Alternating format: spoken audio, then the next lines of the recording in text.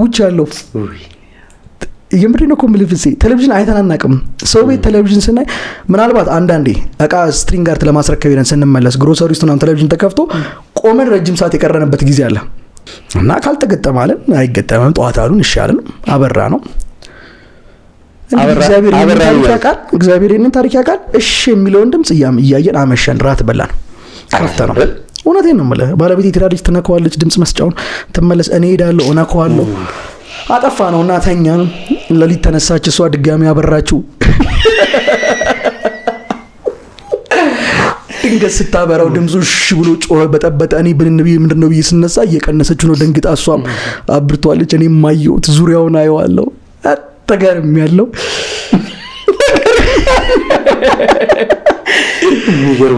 ነጋ። ዲሹ ተገጠመ።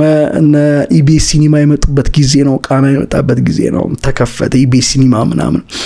ደስ አላት። እሷ ቁጭ ብላ ታያለች፣ እኔም አያለሁ። ስራ ቦታ ሄዳለሁ። ልክ ስራ ቦታ ሲሄድ ይሄ ነገር እንዴት ነው ብዬ መምህራኖቹን እዚህ ትምህርት ቤት ደሞዝ ይጨምራሉ እንዴ ምናምን ስለ ደሞዝ አልጨመሩም በሆኑ አልጨመሩም። እሺ በቃ ጸጥ። ይሄ ትምህርት ቤቱን ዳይሬክተር ሳየው በዛ ጋር ዞራለሁ ጠርቶ እንዳይጠይቀኝ ብዬ ገንዘቡን ቴሌቪዥን በሰቀቀን ነው ማልፈው። በቢሮ ጋር ወደ ክላስ ገባ። በቀጣዩ ሁለተኛው ወር ያው ነው ገንዘቡ። አልኩኝ አሁን ተጨምሮልኝ ነው ለካ አልኩኝ። ያመንኩት ሁለተኛው ወር ያው ደሞዝ ሲገባ እና ትልቅ ደሞዝ ነበር በሰዓቱ ትምህርት ቤቱ ከሚከፍለው ክፍያ ውስጥ 9 እና 11ን በዛ ሁኔታ ማስተማር ጀመርኩኝ። እያልን ጨረስን። ከዛ 12ንም እንዳስተምር ፍቃዱ ተሰጠኝ። የመጀመሪያውን አመት በአመቱ ምርጥ አስተማሪነት ጨረስኩኝ። ሁለተኛውን አመት ገባን። ሁለተኛውን አመት በአመቱ ምርጥ አስተማሪነት ጨረስኩኝ። ሽልማት ነበር ወይ ነው? ሰርቲፊኬት ሸለም ነበር። የትምህርት ቤቱ ባለቤት ሰዓትም ሸልሞኝ ነበር። አመቱ መጨረሻ ላይ ትላልቅ ኤግዚቢሽኖችን አዘጋጃለሁ። ተማሪዎቼ ከክላስ ውስጥ ከ16 እስከ 17 ወይም ከ17 በላይ የሚሆኑ ተማሪዎች 100 ያመጣሉ። 17ቱንም ከወር ደሞዜ ላይ መጽሐፍ ገዝቼ ሸልማለሁ። ወላጅ ጠርቼ እያስጨበጨብኩ ሸልማለሁ። ቶፕ የሚያመጡትን ደግሞ የአንገት ሐብል ሸልማለሁ ከደሞዜ ላይ። ተማሪዎቹም በጣም ኢንስፓየርድ ሆነዋል። ከሁሉም ትምህርት 100 ለማምጣት ተማሪ የሚሮጠው ፊዚክስ ነው። ይህ ሲሆን ቤት ደውል ነበር እናት ጋር ወንድሞች ጋር ስላባት ታስታውስ ነበር? እናቴ ኦልሞስት በቃ ሽንት ቤት ነው የምታጥበው፣ የሰው ልብስ ነው የምታጥበው። እንደዛ ነበር የምታሳልፈው አባ ከሞተ በኋላ። ከዛ በኋላ ግን በየወሩ እኔ ተቆራጭ አረጋለሁ፣ እሷን ሰፖርት አረጋለሁ፣ እህቴን ደግፋለሁ። በዛው የቤተሰባችን ታሪክ ተቃንቷል። ኮንስታንት የሆነ ገቢ ያለኝ በዛ መልክ ህይወት ቀጠለ ማለት ነው። አባትን ታስታውስ ነበር ቢኖር ምናምን ብለህ አስበህ? ኤቭሪ ዴይ አሁንም እያወራሁ እኮ አስታውሰዋለሁ። እንደው ቢያየው ብዬ እመኛለሁ።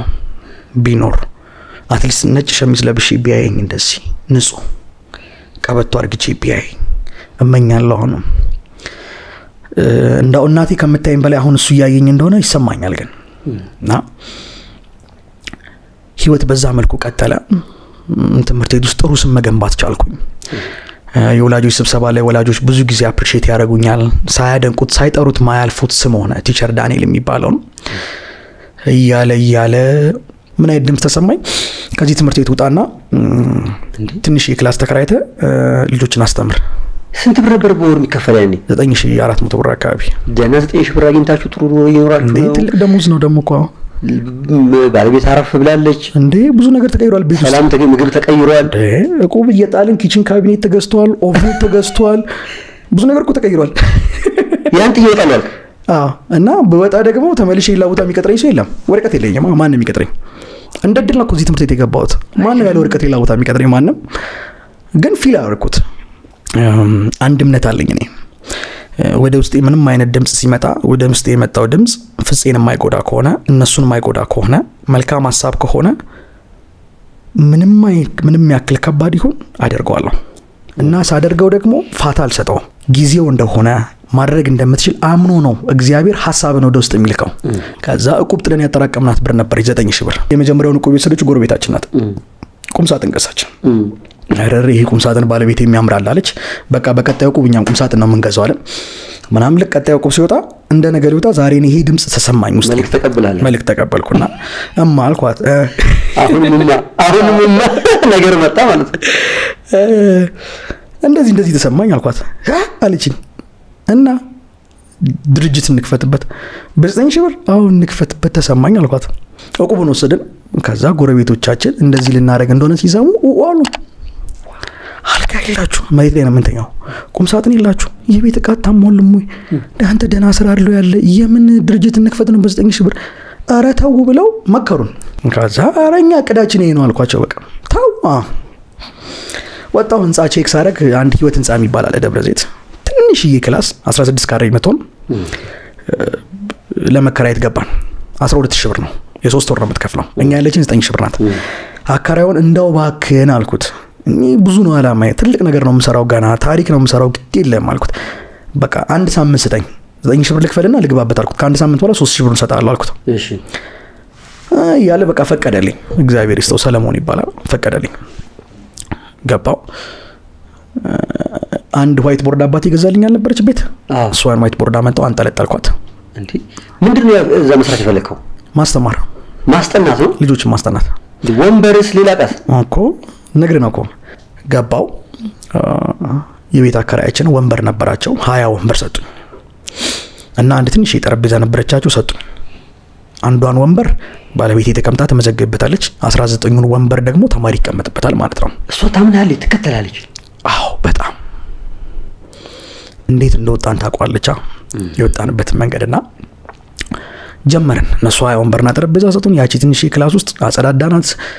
ልሙጥ ወረቀት አመጣን። መስታወቱን በልሙጥ ወረቀት በፕላስተር ልታጠፍ ነው ወደ ውስጥ እንዳይታይ። ከትምህርት ቤት ለቅቄ ያልወጣው ገና ክረምት ነው፣ በጋ መጀመሩ ነው። በቃ ዳይሬክተሩን ሄድኩኝና ልለቅ ነው አልኳቸው። ልወጣ ነው አሉ። ጨክኜ ወጣው። ምንም ተማሪ የለኝም፣ ባዶ ነው፣ ግን ጨክኜ ወጣው። ለምን ነው ልቅ የፈለከው? እዛ እየሰራ መስራት አልቻልክም? በትኩረት አምናለሁ። ሁለት ቦታዎች ላይ ትኩረት ካረክ 50% ነው ሁለቱም ላይ ኤነርጂ የምሰጠው። ስለዚህ እዛ ጋርም ስራውን መበደል አልፈልግም፣ እዚህ ጋርም ስራውን መበደል አልፈልግም። ሙሉ አቅሜን እዚህ ላይ ኢንቨስት ማድረግ ፈልጋለሁ። አንደኛ። ሁለተኛ ደግሞ በእኔ እምነት እግዚአብሔርን አምነው እግራቸውን ከጀልባው ላይ አንስተው ውሃው ላይ መርገጥ የቻሉትን ሰዎች እግዚአብሔር ይባርካቸዋል።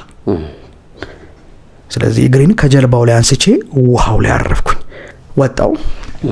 በነጋታው አንድ 10 የሚሆኑ ተማሪዎች መጡልኝ፣ ፊዚክስ የሚያጠኑ። እነሱን አስጠናው። የመጀመሪያ ቀን 2 ነው እንጂ የመጡት፣ ሁለቱን አስጠንቼ ሄዱ። በነጋታው 10 ሆነው መጡ፣ 15 ሆኑ፣ 20 ሆኑ፣ 30 ሆኑ። በዛች ጊዜ ውስጥ አንድ ወር ሞላም። ዋው! 30 ሆኑ። ፊዚክስና ማትስ ነው ማስተምረው። 19 ወንበር ይቀመጣሉ፣ የቀሩት 10 ምናምን የሚሆኑት ቆሞ ነው የሚማሩት።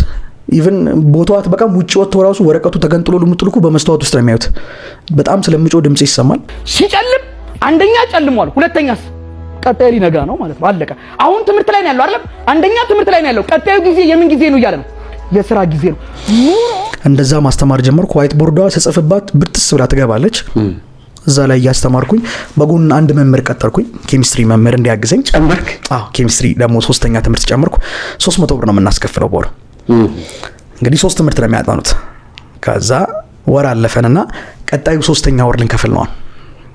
የ3 ወር ከፍለን ነበር። አሁን ቀጣይ 3ኛ ወር ለመክፈል ስናስብ ከላይ ደግሞ አንድ ክላስ አለ፣ ሰፊ ክላስ እና ውስጤ በየቀኑ እየሄድኩኝ አየዋለሁ፣ በመስተዋት ውስጥ እንደዚህ ብዬ አየዋለሁ። እና ክላስ ሰፊ ነው፣ ግባ ይለኛል። እዚህ እንዴ በጣም ኦቨር ነው ኪራዩ፣ በጣም ትልቅ ነው፣ ወደ 60 ካሬ ነው። እዚህ እዚህ ግባ እሺ አልኩና አንድ ተማሪም ነበር አገዘኝና ተከራየው፣ ገባው፣ ትልቅ ክላስ ገባው። ባገኘነው ገንዘብ ወንበር ገዛው። የሰዎቹን የአከራዮቼን 20 ወንበር መለስኩኝ። 20 ወንበር ገዛው። ዋይት ቦርድ ገዛው፣ ጥብቅ የሚል ቆንጆ ዋይት ቦርድ ግድግዳው ላይ ተለጠፈ። ማስተማር ጀመርኩኝ። እያሉ 40 ሆኑ፣ 50 ሆኑ። በፊት የሚያውቁ መምጣት ጀመሩ፣ መጡ። በፊት የሚያውቁ መጡ። አስተምሬ ማላቅባቸው ትምህርት ቤቶች ደግሞ ሰሙና መጡ። የተማሪ ቁጥር በጣም በዛ፣ 80 ሆኑ። ዋው! 80 በ324,000 ብር አካባቢ። እኔም ጥሩ አገኛለሁ፣ ለአስተማሪውም ከፍላለሁ በሰዓት። አሁን ደግሞ በቃ ላይብረሪ ክፈት አለኝ ውስጤ። ላይብረሪ እሺ ብዬ ሲኒ መደርደሪያ አለች ቤታችን፣ ሲኒ መደርደሪያ፣ ሲኒና ድስትና የሚደረደርበት ነጭ እና በጥቁር ፕላስቲክ 5 መደርደሪያ አላት። ያቺን ይዤ መጣውና ከተማሪዎቹ ላይ መጽሐፍ ሰብስቤ ሪቫና ስሬ ላይብረሪውን መረቅ። ፈንዲሻ ምናምን ዳቦ ተዘጋጅቶ እዛው ክላስ ውስጥ ነው። እዚህ ይማራሉ። ግድግዳው ስር ደግሞ የሲኒ መደርደሪያው አለች፣ መጽሐፍ ሞልቷታል። ተማሪ ከዛ መከራየት ይችላል። ባለቤት ቁጭ ላዛ ጋር ስመዝገብ መደርደሪያ ያላት 4 ነው 5 ሲኒ መደርደሪያ ነው እኮ። እሷ ላይብረሪ ነች፣ ላይብረሪ ናት። ምንድን ነው አንተ የሚታይ? ከተማ ውስጥ ትልቅ ላይብረሪ ነው የሚታየኝ። አንድ ሽንኩርት መደርደሪያውን ትወስዳለህ፣ አንድ ደሞዟን ትወስዳለህ፣ አንድ ቁም ሳጥኗን በላ። ውስጥ የመጣውን ድምፅና የማደርገውን ድርጊት በፍጹም ኮምፔር አላደርገውም። አሁን ውስጥ የመጣው ድምፅ እኔ ትልቅ ላይብረሪ ስከፍት ነው የተሰማኝ። ስለዚህ ያለኝ የሲኒ መደርደሪያ ነው። በሲኒ መደርደሪያ መጽሐፍ አድርግቼ ጀመርኩ። ላይብረሪው ተመረቀ፣ ተማሪው እያለ እየተጨበጨበ ፈንዲሻ ዳቦ ተሰጣቸው። ይስቃሉ እነሱ መቼም አይደል። ከተከፈተው ላይብረሪ በላይ የወጣው ወጪ በለጠ። ሴሬሞኒ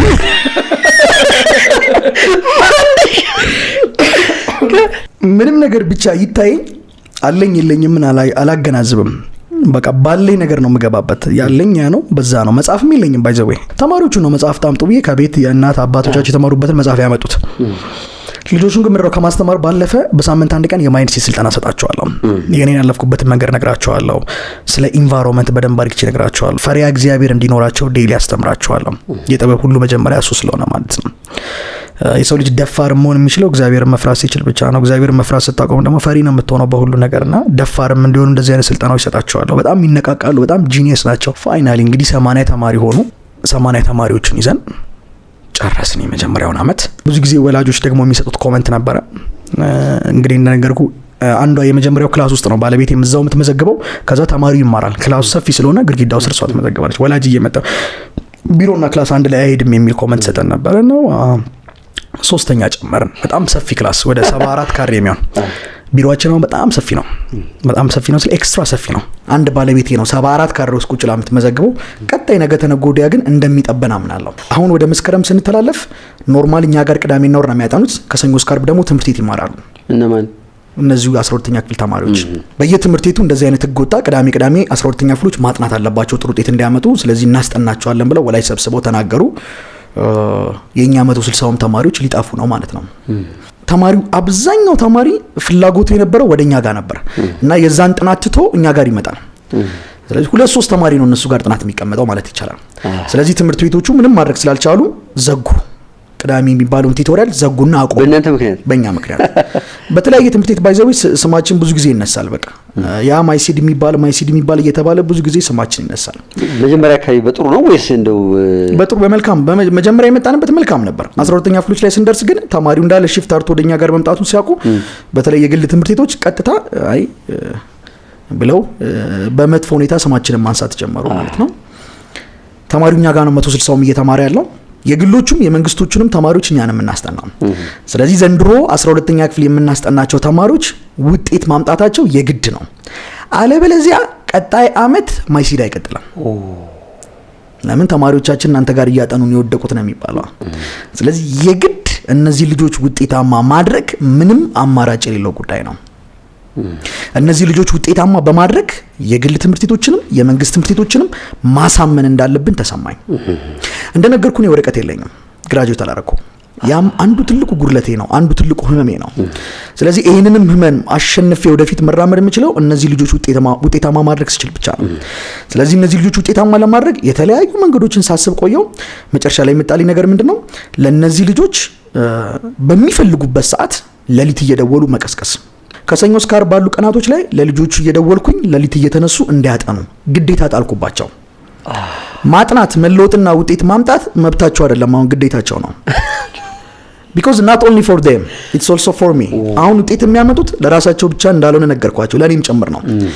እኔ እዚህ ከተማ ላይ የተሻለ ስም ገንብቼ የተሻለ ነገር ቢውልድ አድርግቼ ድሬዳዋ ደግሞ እናቴን ማየት ፈልጋለሁ ተመልሼ። ረጅም አመት ሆኖኛል እናቴን ካየሁት። ይሄን ታሪኬን ያውቃሉ የመጣሁበትን።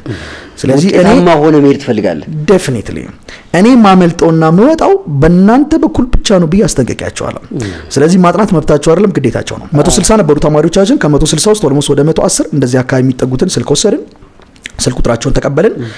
4 ሰዓት መነሳት ለሚፈልግ ልጅ 4 ሰዓት፣ 5 ሰዓት መነሳት ለሚፈልግ ልጅ 5 ሰዓት፣ 6 ሰዓት መነሳት 6 ሰዓት፣ እስከ ሌሊቱ 10 ሰዓት ቁጭ ብዬ እደውላለሁ።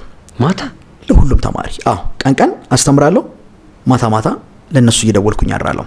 ወደ 110 ተማሪዎች ናቸው ስልክ የሚደወልላቸው። አንድ 30 የሚሆኑ ተማሪዎች 4 ሰዓት ነው መነሳት የምፈልገው ይላሉ። ስለዚህ 4 ሰዓት አንደኛው ጋር ደውላለሁ፣ 30ው ጋርም ደውላለሁ ማለት ነው። እንደዛ እየደወልኩ እስከ ሌሊቱ 10 ሰዓት አነጋለሁ። ሌሊት 10 ሰዓት ላይ ተኛለሁ። ባለቤቴ አጠገቤ ቁጭ ብላ ቡና ሻይ በማፍላት ደግሞ እንደዚሁ ታግዘኛለች።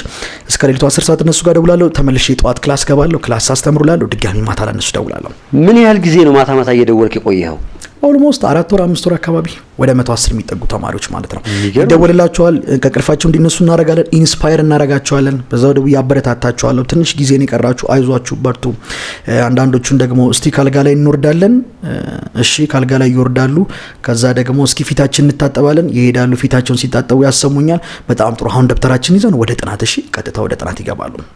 ዝም ብሎ ደውሎ ተነስተል አልተነሳም ብቻ አይደለም። 1 ደቂቃ 2 ደቂቃ ከዛ ተማሪ ጋር ኮንቨርሴሽን እንለዋወጣለሁ። ለምን እንደደወልኩለት ለምን ማጥናት እንዳለበትም ጭምር አሳስበዋለሁ። ነዛና አይደክም። we don't have any option። ሌላ ኦፕሽን የለንማ። አማራጭ ቢኖረን እኮ እነዚህ ልጆች ውጤታማ ብናረግበት እንመርጠዋለን። ግን ሌላ አማራጭ የለንም። በቃ ቀን አስጠነተናቸው ለሊት ካልደገሙት ዋጋ የለውም። አንድ ሰው በሚያወራበት ሰዓት ላይ የሚያወራው ሰው የእውቀት ነው የሚጨምረው። የሚያዳምጠው ሰው የእውቀቱ የሚጨምረው የተወራለትን ነገር ደግሞ ለራሱ ሲናገረው ብቻ ነው። ስለዚህ እኛ አስተማሪዎች ቆመን ስናስተምር ልጆቹ የበለጠ እውቀት እያገኙ ነው የሚመስለን፣ ግን የኛ እውቀት ነው እየሰፋ የሚሄደው። ለዛም ነው አንድ ተማሪ አመቱን ሙሉ አስተምረው ሳያጠና ፈተና ላይ ቢቀመጥ ፊል ያደርጋል፣ ግን አመቱን ሙሉ አዳምጠዋል። ምን ማድረግ አለበት? ግዴታ ቤት ደግሞ መድገም አለበት። ራሱ ለራሱ ያንን ነገር መድገም አለበት። ለራሱ ሊያወራው ይገባል። ስለዚህ እኛ ጋር መጥተው ይማራሉ። ለራሳቸው እንዲደግሙት ደግሞ ጫና እናደርጋለን ማለት ነው። በዛ መልኩ መጣንና አሁንም ነገሮችን ሳያቸው አላማሩኝም። ቀን እያስተማርክም ማታ እየደወልክም አላማሩኝም። በዛ ጊዜ ደግሞ ፕሮፌሰር ብርሃኑ ነጋ አንድ መግለጫ ወጣ። ምን የሚል መግለጫ? አምና ያለፉት ተማሪዎች 3 ነጥብ ምናምን አካባቢ 2015 3% እንጃ እንደዛ አካባቢ ነው ያለፉትና ዘንድሮም ያ ቁጥር ይደገማል አለ። ቀጣይ አመትም ይደገማል። ይሄ የሚስተካከለው የዛሬ 4 አመት 5 አመት ነው አለ። ጉድ! ዘንድሮም እንዳምነው ተማሪ ይወድቃል፣ እንደ 2015 በ2016ም ተማሪ ይወድቃል ብሎ ራሱ ተናገረ ፕሮፌሰር ብርሃኑ ነጋ። ይሄን መግለጫ ሰማ እንቅልፍ አጣው። ተማሪዎቹ ሊወድቁብን ነው። ላምናቸውም አልቻልኩም። ማን ለተማሪዎቹ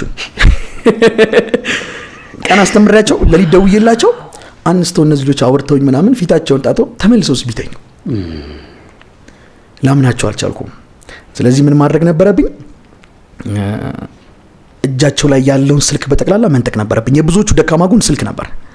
አንዳንድ ተማሪዎች ለሊት ይነሱና ተነስቻል ይሉኛል። ስልካቸውን አንዴ ኖቲፊኬሽን እንዲ ብለው ቲክቶክ ውስጥ ወይ ቴሌግራም ውስጥ ይገባሉ። በዛው የሚነጋባቸው ተማሪዎች አሉ እና ጠዋት መጥተው ደግሞ እያለቀሱ ይነግሩኛል፣ ትናንትና አላጠናውም ቲቸር እንደዚህ እያሉና። ስለዚህ ምን ማድረግ ነበረብን? የእነዚህን ተማሪዎች ስልክ መሰብሰብ ነበረብን። ወላጆችን ጠራው፣ ስብሰባ ጠራው። ከወላጆች ጋር ስብሰባ አወራው፣ ተስማማው። የሁሉንም ተማሪ ስልክ ተቀበልኩኝ። ስልክ አልሰጥም የሚል ተማሪ እኛ ጋር አይማርም። ስልካቸውን በጠቅላላ እኛ ጋር አስቀመጡ። ቤተሰብ መቆጣጠር የሚችለው ቤተሰብ ተቀበለ። ግን ቤተሰብ ለቤተሰብ ሰጥተውም ደግሞ አሳይመንት አለብኝ ምን አለብኝ የሚሉ አሉ። እነሱን ደግሞ ቤተሰብ አይ ለራሱ ለዳኒ ውስጥ አሉ። የልጃቸውን ጸባይ ያውቁታል። ተቀብዬ እነሱን ስልክ አስቀመጥኩኝ ማለት ነው። ስንት ጊዜ ቀርቷቸው ነበር ለማትሪክ? ያኔ 5 ወር 6 ወር አካባቢ ይቀራቸዋል ገና። ከዛ በኋላ ቀጠለ ማለት ነው። በምን ትደውልላችኋል? ማታ እንዴ? በቤተሰብ ስልክ ደግሞ የቤተሰብ ስልክ ቀየረን። ግን ብዙም አልቆየንም። ስልካቸውን እንደተቀበልኩኝ ወዲያውኑ አሁንም ስልካቸውን ተቀብዬ ሳስበው ቤታቸው ቴሌቪዥን አለ፣ አልጋ አለ። ገብተው እንቅልፍ ይላቸው ይችላል። ከሶፋው ከጠረጴዛው ጋር ብዙ ትዝታ አለባቸው እነዚህ ልጆች። ቁርኝት አለ። ሶፋውን ሲያዩት ለምሳሌ ደገፍ ብለህ ብታርፍ ይላቸዋል። አልጋውን ሲያዩት እስኪ አረፍ ብትል፣ ቴሌቪዥኑን ሲያዩት እስኪ ትንሽ ፊልም ለምን አታይም? ፈተና አሁንም አላማረኝም። ስለዚህ ሌላ ምንም አይነት ኦፕሽን የለኝም። ለምን ከትምህርት ቢሮ ከትምህርት ቤት መጥተው ቢጠይቁኝ የማሳያቸው ወረቀት የለኝም። ነገር ግን ነገ ከትምህርት ቢሮ ከሌላም ቦታ ቢመጡ ግን የማሳያቸው ውጤት ይኖረኛል። ይሄው እነዚህ ልጆች ውጤት አማርግቻለሁ። አይ ኖ ወረቀቱ የለኝም፣ ግን እነዚህ ልጆች ውጤት አማርግቻለሁ ብዬ ሲቪ ናቸው። በቃ ለኔ የምስክር ወረቀቴ ናቸው። ስለዚህ ምንም አማራጭ የሌለው ነገር ነው እና የነሱ ማጥራት መብት ብቻ ሳይሆን ግዴታቸው ነው። በጣም ነው ጠንቅቀው የሚያውቁት። ስለዚህ ምን ማድረግ ነበረብን? እነዚህ ልጆች ስብስብ አርክተን የሆነ ቦታ ማስቀመጥ ልትወስዳቸው። ውስጤ ምን የሚል ስሜት ተሰማኝ። ለምን ሰብስባ መጥተህ ለምን ክላስ ውስጥ አታሳድራቸውም ነው? እሺ ያልኩኝ። ባለቤቴን አማከርኳት። ባለቤቴ እንደነገርኩት ጀግና ሴት ናት። ሰምሽ መከተል ነው። በቃ ጀግና ናት። በጣም ማትላት ነገር የለም። ጀግና ማትላት አርጊ ማትላት ነገር የለም። የመጣንበትን ጎዳና ታውቀዋለች። ስለዚህ እሺ ብሊቭ ሚ በቃ በጣም ነው የምታምነኝ። ስለዚህ ቀጥታ ምን አደረግን? ወላጆችን ሰበሰብን። ድጋሚ ፈቃደኛ የሚሆኑ ወላጆች ካሉ ተማሪዎቹን ተቀብዬ እኔው ጋር እያበላው እያጠጣው እያሳደርኩኝ እዚሁ ፊት ለፊቴ እያጠኑ እንዳያቸው አሰብኩኝ ማለት ነው። በቃ ካላየዋቸው እነዚህ ልጆች እያጠኑ አይደለም አላምንም አልኩኝ። ወላጆችን ይሄንን አማከርኩኝ። እሺ በቃ እንግዲህ ያው ከሚቀጥለው ሳምንት ጀምሮ ያኔ ቀኑ ይመስለኛል 22 21 አካባቢ ነው እና ያው ከሚቀጥለው ከአንድ ጀምሮ እንግዲህ ይገባሉ ምናምን ብለው የተወሰኑት ወላጆች ተስማሙ። 1:45 ነው። ልክ ሲስማሙ አይ ከአንድ ጀምሮ አይደለም ዛሬ ነው የሚገቡት አልኩኝ። ወላጅም ሳይዘጋጅ አንተም ሳትዘጋጅ የት ነው የሚገቡት? በቆየ ቁጥር ከስጋዬ ጋር ማከርና እሰርዘዋለሁ። ምክንያቱም ቀላል አይደለም። አንደኛ ትልቅ ሪስክ ነው። እነዚህን ተማሪዎች አጠገቤ እያየው አሳድሬ ውጤት አላመጡም ማለት እኔና እኔ ብቻ ነኝ ተጠያቂው።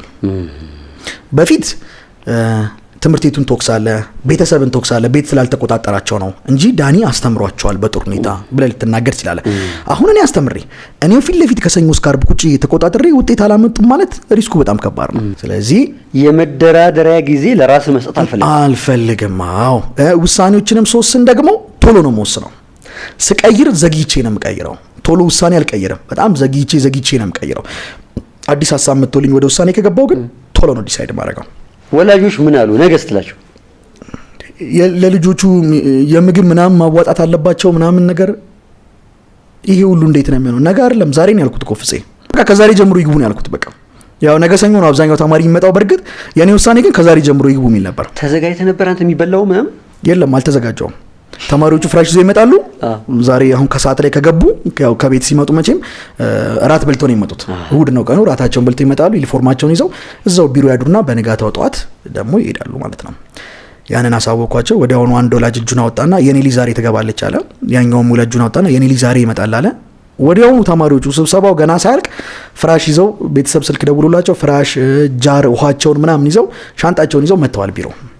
ልክ ስብሰባውን ጨርሰን ስንወጣ ሁለት ተማሪዎች ሻንጣቸውን ይዘው ትላልቅ ሻንጣ ምናምን መጥተዋል። ልክ ሌላ ሀገር የሚሄዱ ነው ይመስል ራሱ የያዙት ሻንጣ። የሚገርም ጉዞ ነው። የዛኑ ቀን እኔና ባለቤቴ ይዘው አደርን። በነጋታው ሁሉም ተማሪዎች 45ቱም ተማሪዎች ሰኞ ቀን ከትምህርት ቤት ሲወጡ ሁሉም ተማሪዎች ገቡ። ቀን ኤና ቢ ክላስ ብዬ ቅድም የነገርኩ 9ኛ 10ኛ 11ኛ ክፍሎች ይማሩበታል። ቀን እስከ 11 ሰዓት ከ20 ድረስ ከቀኑ 11 ሰዓት ከ20 ድረስ እናስተምርበታለን። ልክ 11 ሰዓት ከ20 ሲል የምናስተምርበት ክፍል አለ አይደል? እዛ ክላስ ወንበሮች አሉ። ወንበሮችን ሰብስበን ጥግ እናደርግና ጠረግ እናደርገውና ተማሪዎቹ ፍራሻቸውን አንጥፈው 12ኛ ክፍሎች ደግሞ እዛ ይተኛሉ ማለት ነው። ክፍሉስ መሬት ላይ ነው የሚተኙት። ሴቶቹ ኤ ክላስ ይተኛሉ፣ ወንዶቹ ቢ ክላስ ይተኛሉ። ለምንድን ነው? ሪስኩን ነው። አንድ ሴቶቹ ኤ ክላስ፣ ወንዶቹ ቢ ክላስ ነው የሚተኙት። አንተ ደግሞ መሀል ላይ ትጠብቃለህ። ኤ ክላስ ይቆለፋል፣ ቢ ክላስ ይቆለፋል። ከዛ እኛ በሚነሱበት ሰዓት ደግሞ መተን እንከፍትና እንቀሰቅሳለን። ስለዚህ ምን ማድረግ ጀመረ? እነዚህ ልጆች 11 ሰዓት አካባቢ ይመጣሉ፣ ፍራሻቸውን ያነጥፋሉ፣ ወዲያውኑ ወደ ላይብረሪ ይገባሉ። አይተኙም። እስከ ምሽቱ 4 ሰዓት ድረስ እኔ እዛው ላይብረሪ ውስጥ ቁጭ ብዬ ላይብረሪ ያጠናሉ። ልክ ከምሽቱ 4 ሰዓት ሲል ደግሞ ከነበርንበት ከ3ኛው ፍሎር በታች 2ኛው ፍሎር ላይ አንድ ትንሽ የክፍል ደግሞ ተከራይተናል እንደ ኪችን። ባለቤቴ እዛ ደግሞ ራታቸውን ትሰራለች። ቁርስ፣ ምሳ፣ ራት እሷን የምትሰራላቸው። አዎ ቁርስ ይበላሉ። ምሳቸው ተቋጥሮላቸው ወደ ዋናው ትምህርት ቤታቸው ይሄዳሉ። ማታ ሲመጡ ራት ይበላሉ። ራታቸውን በልተው ሲጨርሱ ደግሞ በጠዋት ስለሆነ ምሳቸውን ቋጥረው የሚሄዱት ምሳቸውን እየሰራች ነው ሌሊት የምታድረው። ለስንት ሰው? ለ45 ተማሪ። ወይ ጉድ! ፖሲብል ነው ማለት እንዴት ተቻለ? ማለት 45 ተማሪ ቀላል እኮ አይደለም። አሁን ልጅ አለች። ለአንድ ልጅ ቁርስ ቋጥሮ ሰርቪስ ቶሎ እንድትደርስ ማድረግ ያለው ውጣ ውረድ አቋል። አንድ ልጅ 45 ተማሪ ከቤተሰብ ነጥለ አብልቶ አጥጥቶ በምን ምሳ የሚቋጠርላቸው? ምሳቃላቸው። ሁሉም ከቤት ምሳቃውን ይዞ መጥተዋል። መጠጫ ኩባያቸውን ይዘው መጥተዋል። ራት የሚበሉበትን ዝርግ ሳህን ይዘው መጥተዋል ሁሉም ተማሪ። ስለዚህ ከምሽቱ 4 ሰዓት ላይ ይወጣሉ። ከምሽቱ 4 ሰዓት ይሰለፉና ራታቸው እየተደረገላቸው ሁሉም በሰልፍ ራታቸውን ይዘው ይመጣሉ። ራታቸውን ይበሉና ትንሽ ሪላክስ አርግተው ይተኛሉ። ልክ ደግሞ ከሌሊቱ 9 ሰዓት ሲል ደግሞ ሴቶቹንም ወንዶቹንም ቀሰቅሳለሁ። ከዛ ውጪ ደግሞ እኛን 2 ወንድሞች አሉን፣ እጅግ በጣም ትጉ ወንድሞች፣ በነፃ ቮለንተሪ የሚያገለግሉን ማታ እየመጡ እነሱም በተቻላቸው መጠን ተማሪዎችን ኮንትሮል ያደርጓቸው ነበር። ከሌሊቱ 9 ሰዓት እስከ ጠዋቱ 12 ሰዓት እያጠኑ ያነጋሉ። 12 ሰዓት ሲል ይወርዳሉ፣ ስፖርታዊ እንቅስቃሴ ያደርጋሉ፣ የዜግነት ክብር ይሰምራሉ። ተመልከት እንግዲህ ጥናት ቤት ነው አይደለም? እኔ ያሳየኝ ከድሮም ትምህርት ቤት መክፈት ነው። ነገር ግን ያለኝ አቅም ጥናት ቤት መክፈት ነው። ግን ሁሉ ነገሩን እንደ ትምህርት ቤት ነው የማደርገው። ትምህርት ቤት ላይብረሪ ያለው ላይብረሪ መኖር አለበት። ትምህርት ቤት የዜግነት ክብር ይባላል፣ የዜግነት ክብር ማለት አለበት። እንደዚህ አይነት ነገሮችን ነው የማደርገው። ስለዚህ ጠዋት ስፖርታዊ እንቅስቃሴ ያደርጋሉ፣ የዜግነት ክብር ይሉና ወደ ቁርስ ይወርዳሉ ማለት ነው። ቁርሳቸውን ይበላሉ። ቁርሳቸውን በልተው እንደጨረሱ ምሳቃቸው ይቋጠራል። ምሳቃቸውን ይዘው ደግሞ ወደ ዋናው ትምህርት ቤታቸው ይሄዳሉ። ፕሮግረሱ አሁን ትንሽ አመንከው ሂደት ውስጥ? አሁን እዛው ሳያቸው እጅግ በጣም አመንኩ። ከዛ በተረፈ ደግሞ ማታ ከመተኛታቸው በፊት ይጸልያሉ። ሁሉም በየእምነቱ፣ ሙስሊሙ በእምነቱ፣ ኦርቶዶክሱም ፕሮቴስታንቱም በእምነቱ ይጸልያሉ። እንደውም አስታውሳለሁ የእንትን ጊዜ ራሱ እግር አጠባ ጊዜ ፕሮቴስታንቱ የኦርቶዶክሶቹን እግር ያጥባል። የስግደት ጊዜ እዛው ነበር አንጥፈው የሚሰግዱት፣ እዛው አንጥፈው እየሰገዱ ነበር። በዚህ መልኩ ነበር የመጣ ነው። ስትሪክትሊ ያስኳቸው በቃ እርግጠኛም እየሆንኩ ነው። ከዛ በተጨማሪ ደግሞ ትምህርት ቤት የሚፈተኑት አንድ ሞዴል ነው። ማትሪክ ዋናውን ከመፈተናቸው በፊት አንድ ጊዜ ኤግዛም ይፈተናቸዋል ትምህርት ቤቱ። እኔ ደግሞ 6 ጊዜ ነው የፈተንኳቸው። 6 ጊዜ አጣርቻቸዋለሁ ሊያቸው ብዬ ሁሉንም ትምህርት ጥያቄ እያወጣው እዚህ አዲስ አበባ የሚወስዱት ሞዴል አለ። እነሱን ከቴሌግራም ላይ ከምን ላይ ዳውንሎድ እያደረኩኝ እኔም በራሴ ጥያቄ እየጨመርኩኝ እነሱን ፕሪንት እያደረኩኝ እፈትናቸዋለሁ። በተደጋጋሚ 6 ጊዜ ፈትኛቸዋለሁ። የመሳሳት እድል ሰጣቸው ማለት? አዎ እኔ ጋር 6 ጊዜ ተፈትነዋል። ትምህርት ቤት 7ኛ ተፈትነዋል። ለመፈተን ሲገቡ ዋናውን ፈተና ሲፈተኑ 8ኛቸው ነው። ጨዋታ ነው። እነዛን ሁሉ ጊዜያቶች ስንመጣ ጫማዬን ቀይሬ አላውቅም። አንድ ጫማ ነበር የምለብሰው በቃ። ምክንያቱም ፋይናንሻሊ በጣም እየወረድን ነበር ወደታችንና ጫማዬንም ቀይሬው አላውቅም። እና እንደውም በአንዱ ቀን ጫማ ገዝተው ምናምን ሰርፕራይዝ አርክተው ነበረ እና የነበረ ንብረት እጅግ በጣም ደስ ይላል። ግን ጭንቀቱን ያለውበት ሁኔታ ፊቴ ላይ ታነበዋለህ። በቃ እንቅልፍ አይወስደኝም። በጣም ይከብደኝ ነበር። እንደው በጸሎትም በምንም ወላጆቻቸውም እነሱም ራሱ ያግዙኝ ነበር። አልፎ አልፎ ደግሞ በሳምንት አንዴ እንደዚህ ምናምን ወላጆች አንድ ላይ ሰብሰብ እያሉ ምግብ እየሰሩ እያመጡ ደግሞ ይመግቧቸው ነበር። በዛ መልኩ ወላጅም በጣም ትጋቱ ብዙ ነበር። ግን ዞሮ እንደነገርኩ ሪስኩ በጣም ትልቅ ነው። ወላጅ ሙሉ ኃላፊነቱን ይለጥሏል። አሁን የልጁ ውጤት አላመጣም ማለት እኔ ነኝ የምጠየቀው። and also I believe in one thing ብዙ ሰዎች አጨብጭበውላል ማለት ቀጣይ ብዙ ሰዎች ካንተ የሆነ ነገር ይጠብቃሉ ማለት ነው።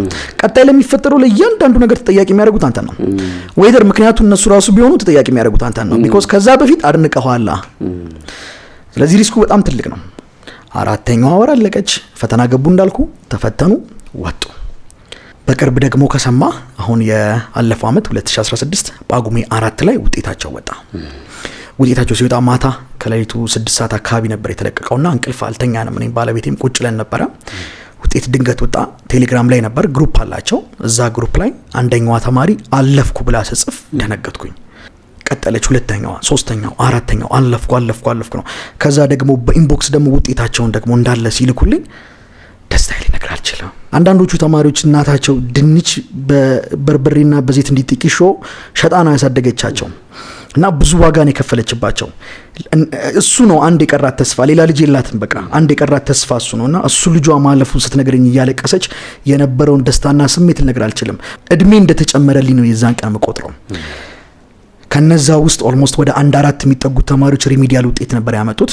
ምን ማለት ነው ሪሚዲያል ውጤት ማለት? ከ300 በታች ነው ያመጡት።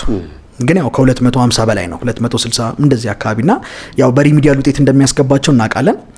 ወደ 38 የሚጠጉት ደግሞ በጣም ጥሩ ውጤት ነው ያመጡት እነሱ። እዚህ ጋር እንድታስብ የምፈልገው ነገር እነዚህ 45 ተማሪዎች ፈተና ፈትነን ሰሌክት አርክተን አይደለም የተቀበልናቸው። ዝም ብሎ ወላጅ የፈቀደለት ነው የተቀበልነው። ይሄ ጎበዝ ተማሪ አይደለም የሰበሰብነው። ወላጅ የፈቀደለት የትኛውም ተማሪ ምናልባት ከዚህ በፊት ምንም ተስፋ የሌለው ተማሪ ራሱ ቢሆን ወላጅ ከፈቀደለት ተቀብለናል። ከመቀበላችን በፊት ኤግዛም አላደረግንም ማለት ነው። ኢቫሉዌት አላደረግንም። እነከሌን ብንቀበል ጎበዝ ተማሪዎች ናቸው፣ ውጤታማ እንሆናለን፣ ብራንዳችንን እንገነባለን የሚል ሀሳብ ውስጣችን አልመጣም። በቃ ፈቃደኛ ማን ሆኗል ብቻ መለወጥ ይቻላል አይቻልም፣ ያንን ነው ማሳየት የፈለግነው። እና ምንም ተስፋ ያልነበራቸው ተማሪዎች ነበሩ ስንቀበል። ምንም ተስፋ ያልነበራቸው በቃ ኢቭን አጥንተው ሌሊት ላይ ልክ ሲጨርሱ አልፎ ጥያቄ ጠይቃቸዋለሁ እየዞርኩኝ ማጥናትና ለማጥናታቸውን ቼክ ለማድረግና አንዳንዶቹ ልክ ጥያቄ ሲጠይቃቸው እንባቸው ከአይናቸው ድብ ይላል። ሌሊት በቃ ያለቅሳሉ። ምን ነው ስላቸው አንብቤዋለሁ ግን አልገባኝም። በቃ ያነቡታል ግን እንዴት መጠናት እንዳለበት እንዴት እንደሚገባቸው እንኳን አያውቁም። በተቻለን መጠን እንግዲህ እነዚህ 4 ወሩን ስንመጣ እንግዲህ እንደነገርኩ ባለቤቴ ናት ቁርስ ምሰራው ሌሊት ደግሞ እኔ ደግሞ የማይንድሴት ስልጠና በመስጠት ምናምን እነዚህ ተማሪዎች ሰፖርት አደረግ ነበር። አፕሪሺየትም ኢንስፓየር ማድረጋቸው ነበር። ያጠናን ስታይሎችንም ነግራቸው ነበር። አንዳንድ ተማሪዎች ግን ከታች ቤት ስለሌላቸው ያሳዝነዋል። በቃ የመጨረሻው ሰዓት ላይ እንደደረሱት ቤዝ የላቸው እና እነዛም ተማሪዎች ነበሩ ሶስቱም እና ምናልባት ፌል አድርገዋል የሚል እምነት ነበረን። ነገር ግን አሁን በቅርብ ደግሞ የሪሚዲያል ውጤት ወጣ። እነዛም 3 ተማሪዎች ዩኒቨርሲቲ መግባት ቻሉ ማለት ነው። በአጠቃላይ 45ቱም ተማሪዎች 100% ዩኒቨርሲቲ ጆይን ማድረግ ቻሉ። የሚገርም ነው በእናትህ እግዚአብሔር ይመስገን። አዎ በስ ሁሉም ማለት ነው። ሁሉም 45ቱም ዩኒቨርሲቲ ገቢ ናቸው። ከነዛ ከ45 ውስጥ ደግሞ ኦልሞስት አብዛኛዎቹ አዲስ አበባ ዩኒቨርሲቲ ፈተና ወጥቶ ነበረ። አዲስ አበባ ዩኒቨርሲቲና አዲስ አበባ ሳይንስና ቴክኖሎጂ አስቱ ሁለቱን ፈተና ተፈተኑ። አዲስ አበባ ዩኒቨርሲቲ ተፈተኑት አዲስ አበባ ዩኒቨርሲቲ ገቡ። አዲስ አበባ ሳይንስና ቴክኖሎጂ የተፈተኑት ደግሞ አዲስ አበባ ሳይንስና ቴክኖሎጂ ገቡ ማለት ነው። የቀሩት ደግሞ አዳማ ገብተዋል። ግን ውጤት ስንሰማ ግን ብዙ ተማሪ እኮ ነው የወደቀው አይደል? አዎ ብዙ ተማሪ ነው የወደቀው። እንደውም ኦሮሚያ ክልል ባይገርም 555 ትምህርት ቤቶች አንድም ተማሪ አላሳለፉም። ያው ደብረዘይት ደግሞ ኦሮሚያ ክልል ውስጥ ነው የምትገኘው። አንድም ተማሪ አላሳለፈም እና ያንን እንደውም መግለጫ በሚሰጥበት ሰዓት ላይ ልቤ ውርድ ብሎ ነበር። ግን አሁን 45ቱ ወደ ዩኒቨርሲቲ መግባት ችለዋል። 45ቱንም ማሳለፍ ችለናል ማለት ነው። ይሄን ነገር ማሳካት የመጨረሻ ጉዳይ አድርገዋል። ከተቋማችሁ ከድርጅታችሁ ከአንተ ሙያ አጣፋንታ ጋር ገናኝተዋል። ስለዚህ ያ ውጤት ሲመጣ ምን ነበር የተሰማችሁ? አንተስ ምን የተሰማ? ባለቤትስ ምን አለች?